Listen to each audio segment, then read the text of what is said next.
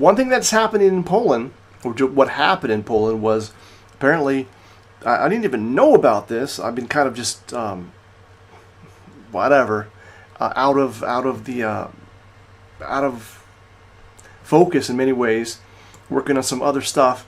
But in Poland, to commemorate the 500-year anniversary of Poland kicking the shit out of hashtag Islam sucks balls as it tried to invade this area, there was many cities praying the rosary in public, thousands of people. And also there was apparently a stream of people along the border. They didn't say which border, and there I saw what looked like the Baltic Sea. So I don't know if they were in that area. I didn't look at the details, but there was stuff in my Twitter feed of thousands, really hundreds of thousands of Polish people, Poles, lined up along the border. Also, standing for border control, which is just amazing. And Jonah Cat, welcome. And that's pretty awesome, right? And that's really a positive thing about, that you might want to say a positive thing about nationalism or patriotism or just pride in your own country, pride in your people. And that's really one of the things that's really awesome about Poland and living in Poland, is that the people, regardless of what you might think about them, they love this country, they love their people, and they want to be free.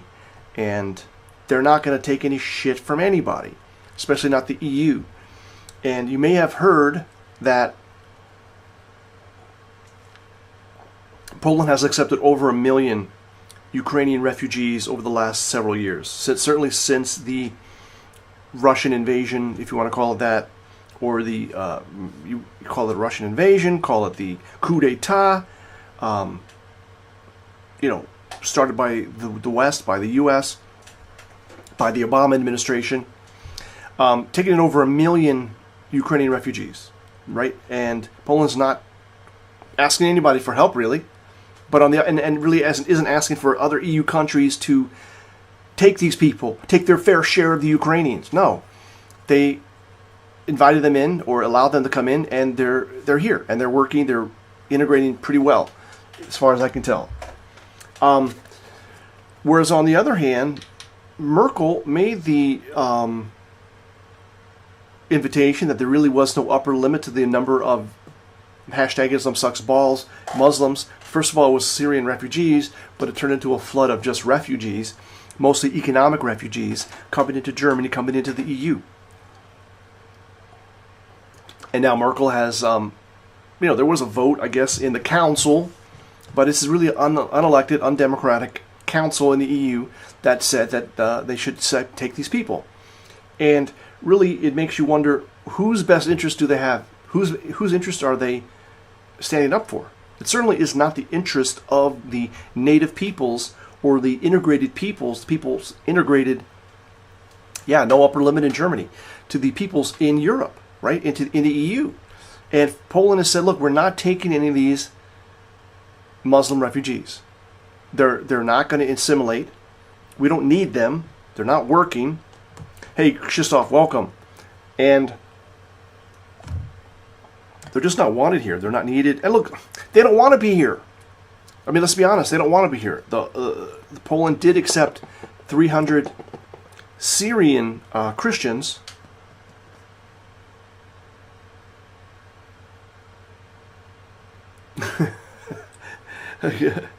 Please use more light on you to fit in the scene.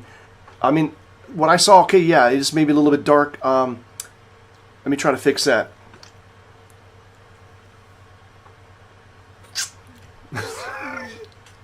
Is that bouncing back the light? From what I looked at on my iPhone, the delayed video feed looked pretty okay. Okay, yeah, it is kind of dark. Yeah, it is kind of dark. You're right about that. So Poland is basically, so the EU has basically said they're going to sue Poland for not taking in these refugees, and Poland has said basically, look, you owe us $1 trillion for World War II reparations, right? Listen, I just love the way the Poles street fight, right? They're not taking any shit, and that's just the bottom line, right? You know, Europe, you know, Germans trying to, whoever trying to have some kind of high ground, moral high ground, trying to, you know, say that they have some kind of moral high ground, when they don't. They had no reason to take these people in.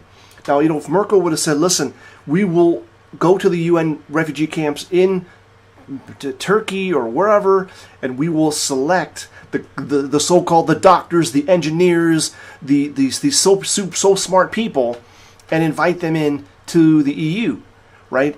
On the flip, you know, if all these people are so smart and they're in Turkey, for instance, why the hell would Turkey let them go, right? Turkey would say, let's put them to use. Let their oligarchs use these so-called high-skilled laborers in Turkey to help lower wages, lower their costs to do business, right? Hire all these, you know, desperate low-skilled people, or not low-skilled people, but supposedly high-skilled people, and that would lower wages, so the corporations would save money, right, and make more money, right?